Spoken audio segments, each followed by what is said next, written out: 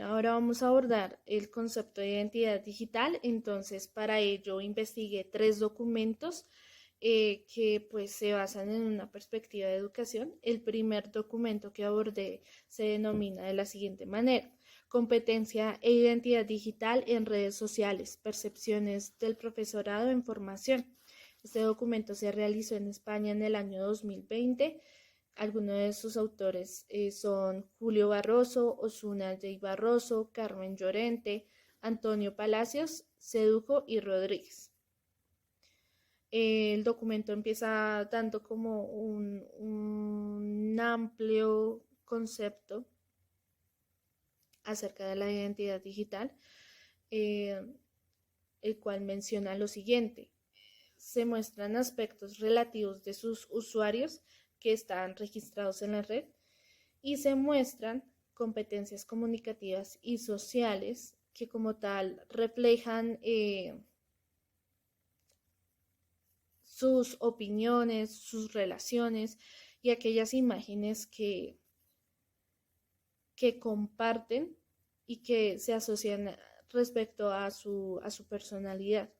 Entonces, básicamente, este documento de investigación lo que desea es averiguar cómo los profesionales están entendiendo esa identidad digital y cómo utilizan también las redes sociales, ¿no?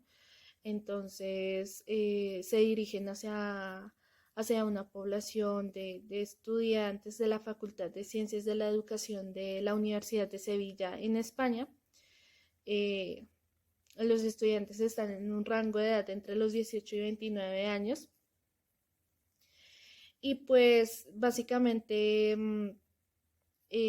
como futuros maestros, entonces quieren averiguar eh, qué tanto esto ha influido en ellos, la identidad digital, y cómo esto puede manejarse tanto en sus vidas personales como llevarlo a, a su vida laboral ya como docentes, ¿no? Entonces se habla también de un nuevo tipo de alfabetización digital en donde se tiene en cuenta como que toda esa información que circula en Internet sea evaluada y discriminada. Entonces, en el estudio encontraron que los estudiantes de esta facultad utilizaban más redes sociales como WhatsApp, Instagram y YouTube. Eh, Respecto a la identidad digital, como tal, tenían un manejo desde una educación informal y no como tal de una educación formal. Entonces, esto le proporcionaba como tal a la investigación un resultado en el cual debía profundizarse más acerca de esa educación teniendo en cuenta esas competencias digitales y no tanto las redes sociales y pues el manejo del internet y todo lo que tiene que ver con lo digital de una manera instrumental, ¿sí? También mencionaba eh, que pues en la identidad digital se veían expresados también los valores, la moral y la ética del usuario. Esto lo menciona como tal el autor Marín Díaz en el año 2013, en donde hay ciertas repercusiones de manera negativa o positiva. Entonces, en primer lugar, mencionaba que pues hay un mínimo de ética el cual debe estar establecido para que la red sea utilizada, ¿sí? Entre nosotros pues hay unas normas, hay unos límites para que pues se lleve a cabo este manejo. Como segundo lugar está la moralidad y los valores que pueden ser negativos de una u otra forma. Cuando, por ejemplo, dentro de nuestras redes sociales existen eh, algún tipo de ideología, algún tipo de opinión, o sea, plasmados allí, en donde ya sea una institución o una identidad entre en desacuerdo, ¿sí? Entonces, esa persona se va a ver afectada de manera directa porque pues no va a acceder a esa oportunidad laboral debido a este manejo de moralidad y valores dentro de esa identidad digital, ¿no? También está el tema de las fotografías, entonces, ¿qué tipo de fotografías subimos allí? ¿Qué tipo de información tenemos? ¿Qué tipo de comentarios? Todo esto nos afecta de manera directa. El segundo documento que abordé tiene que ver con una población que se encuentra en la educación secundaria. Entonces, este documento se denomina TICs y redes sociales en educación secundaria, análisis sobre la identidad digital y riesgos en la red. Entonces, este documento fue escrito por Carmen López y allí se encuentra involucrada la población de un centro educativo en Murcia, España. Este documento fue realizado en el 2014. Entonces, como tal, los tres temas principales que se tomaron en este documento fueron el uso de las TIC, cuáles son las tecnologías que utiliza el alumnado habitualmente. Segundo, redes sociales e Internet. Y tercero, ciudadanía digital. ¿Cómo se identifica en la red y qué conoce acerca de los riesgos?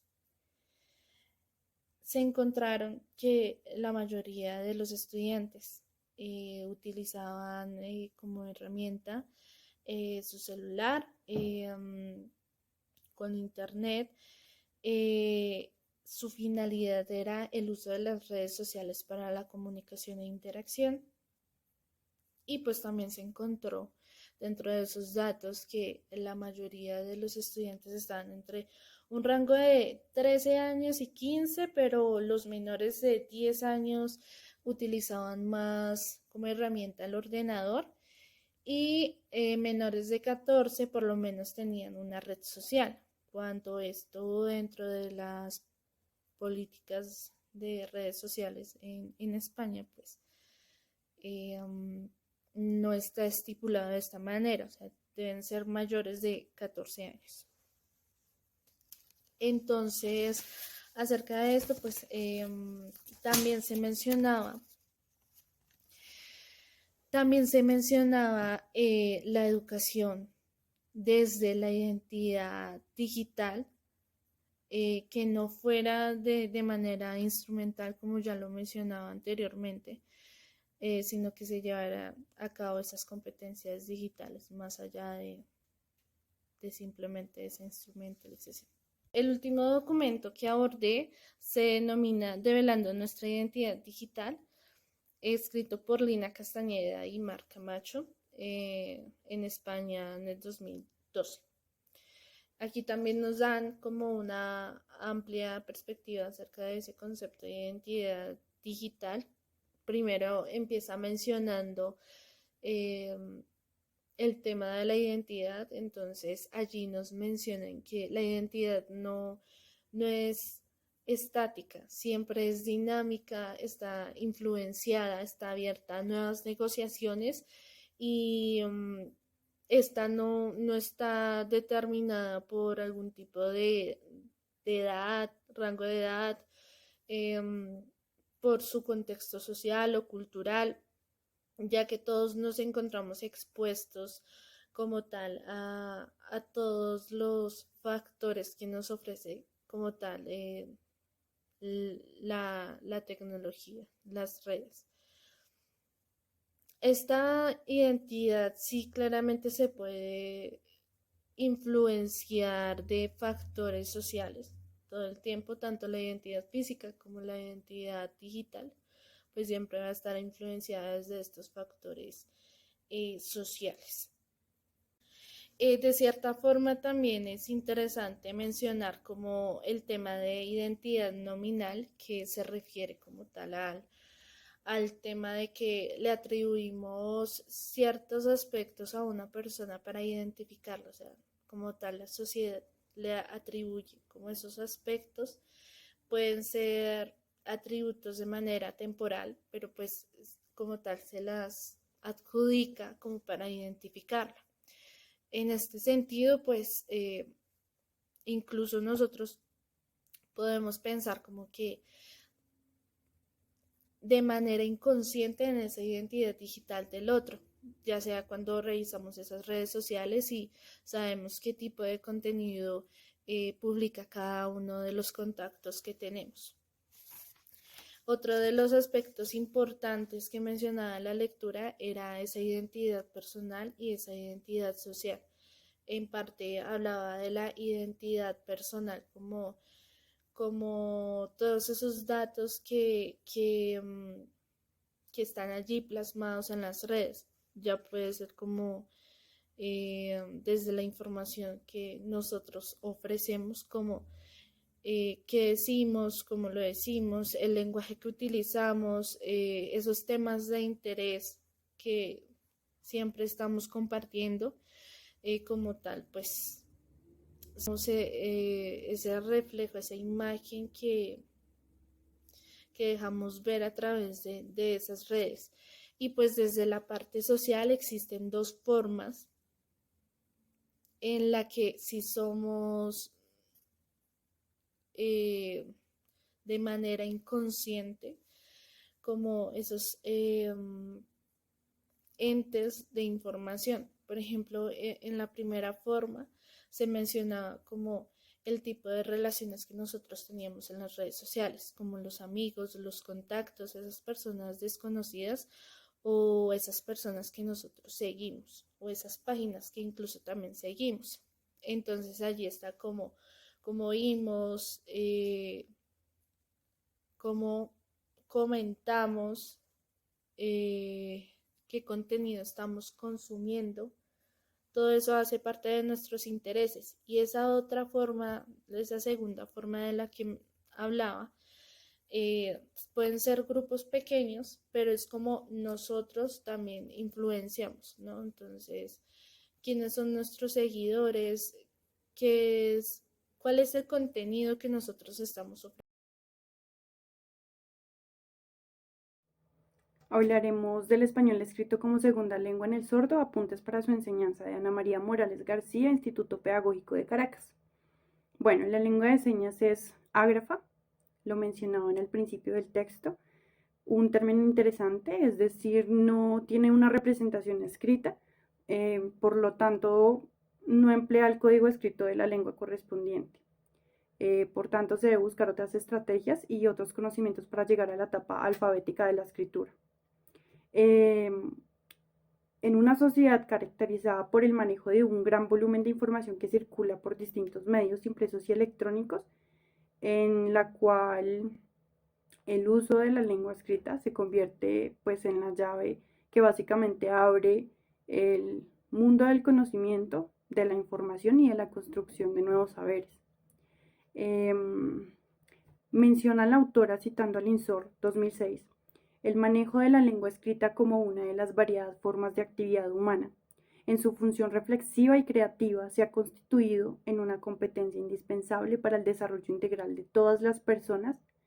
Entonces su manejo y su conocimiento es de fundamental relevancia, pues otorga múltiples y variadas oportunidades de interacción, desempeño personal y grupal, proyección social, cultural y académica. Entonces, hablemos de la lengua de señas como parte de una cultura propia, pero también hablemos de la segunda lengua como el vehículo de acceso a la lengua mayoritaria.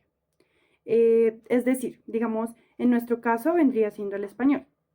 Sin embargo, al igual que en las personas oyentes, este aprendizaje debe darse en contextos reales, de uso en los cuales el estudiante explore sus distintas funciones y propósitos. Debe estar mediado por la lengua de señas, su lengua materna, y solo así podrá darse intercambios significativos y de riqueza lingüística que permita acceder al aprendizaje de la lengua escrita como su segundo código. Es importante que los estudiantes sordos puedan entender, puedan comprender que la lengua escrita amplía contextos de comunicación. Es más importante en su rol mediador para la adquisición de conocimientos científicos y culturales, y pues que de ahí que se insista que la lengua escrita tiene una función reflexiva.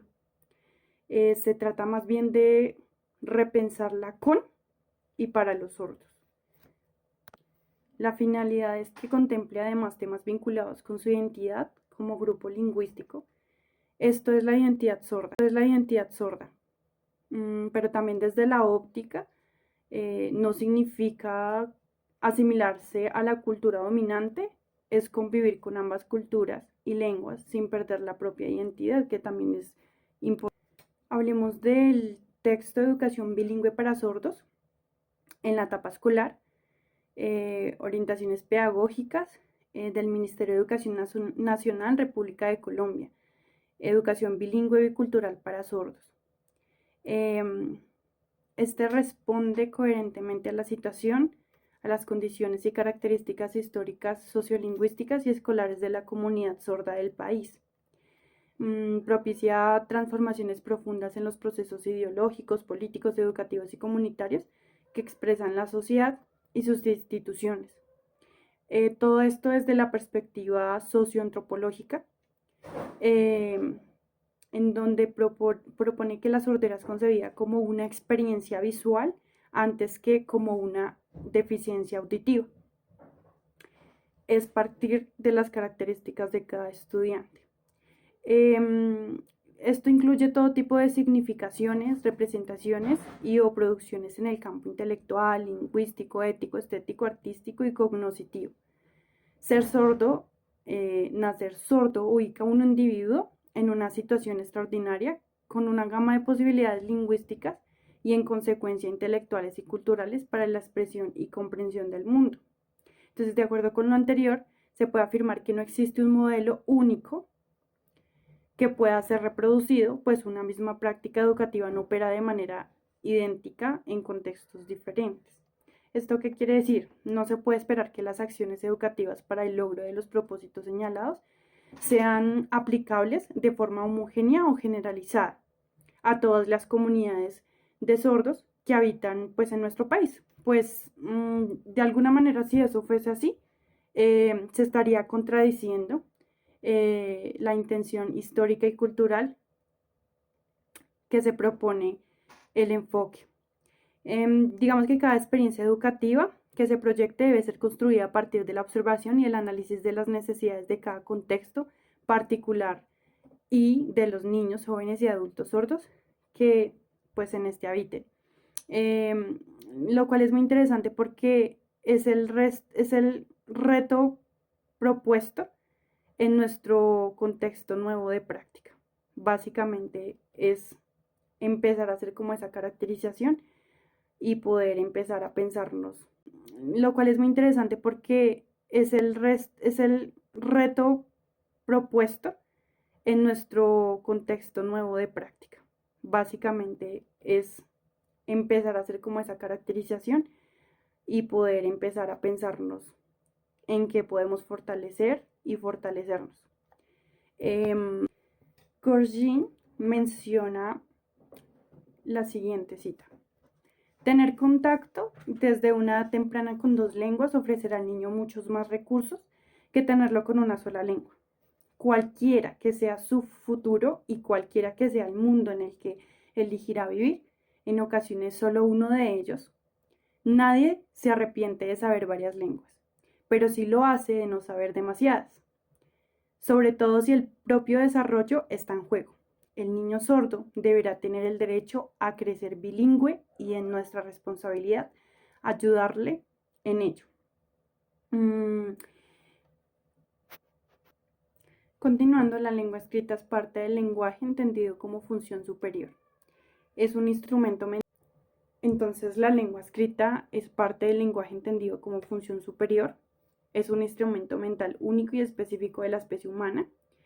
El lenguaje que solo puede expresarse mediante una lengua que puede ser hablada con palabras o señas o escrita. La lengua escrita no es una simple transcripción de la lengua hablada, tiene funciones propias, únicas.